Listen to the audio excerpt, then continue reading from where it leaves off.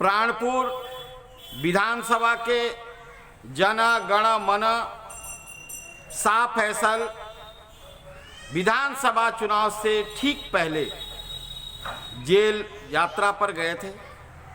आज मैं Bhaskar Bharti Times Asia news channel से पहुंचा हूं उनके निवास स्थान पर, उस रहस्य पर से परत दर परत पर्दा उठाने के लिए।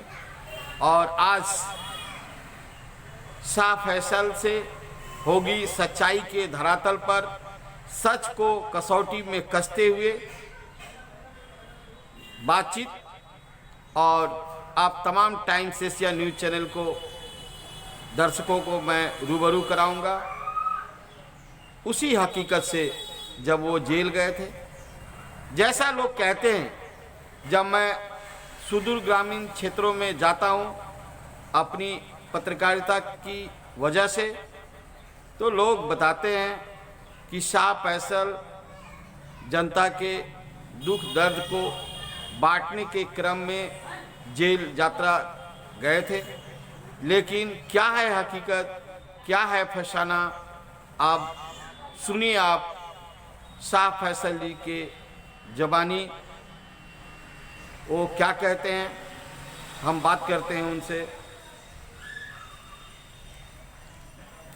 नमस्कार, आदाब, सलाम, जोहार। देखिए, जेल की बात जो है, सबसे बड़ी बात यह है कि हम लोग लगातार संघर्ष कर रहे हैं।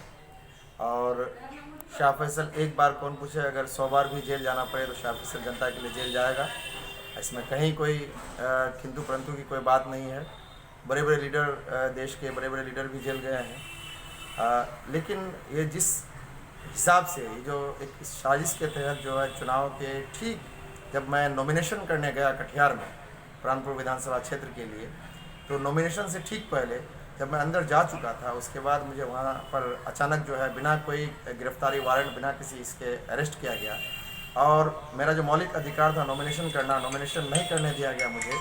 और उसके बाद मुझे जो है जेल की सलाखों में डाल दिया गया। सबसे पहले हम एक चीज़ ये कहना चाहेंगे कि ये जो है एक साजिश हुई।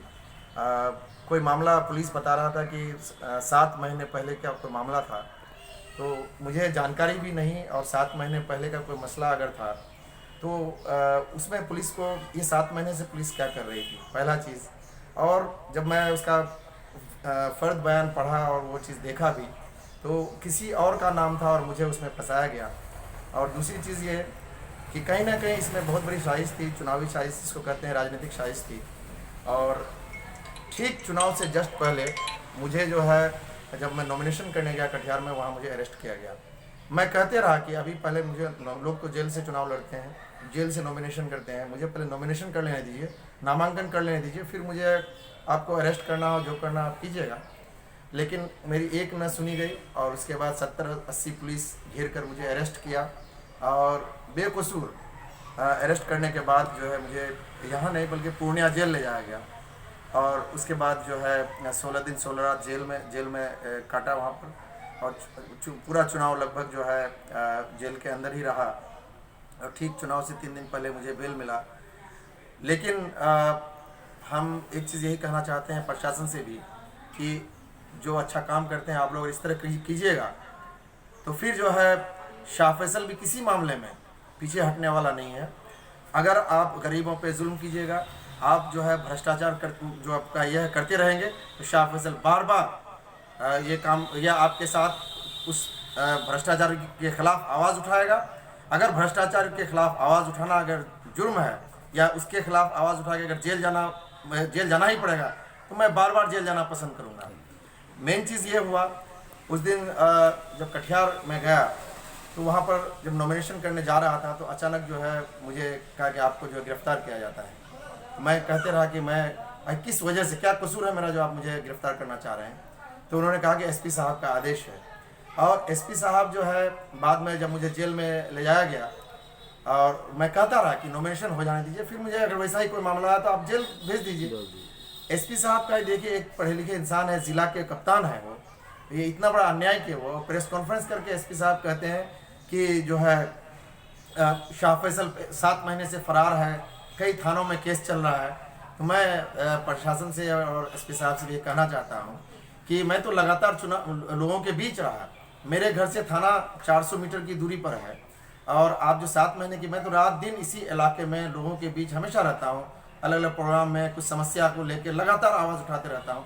तो आपने मुझे पहले क्यों नहीं गिरफ्तार किया, जो ठीक चुनाव नॉमिनेशन करने से पहले मुझे अरेस्ट किया? तो इतनी बड़ी साजिश नहीं होनी चाहिए। आप लोग एक ऊंचे पदाधिकारी हैं, तो लेकिन ये सब बातों से जो हुआ, मैं उसके लिए कुछ और कहना नहीं चाहूँगा।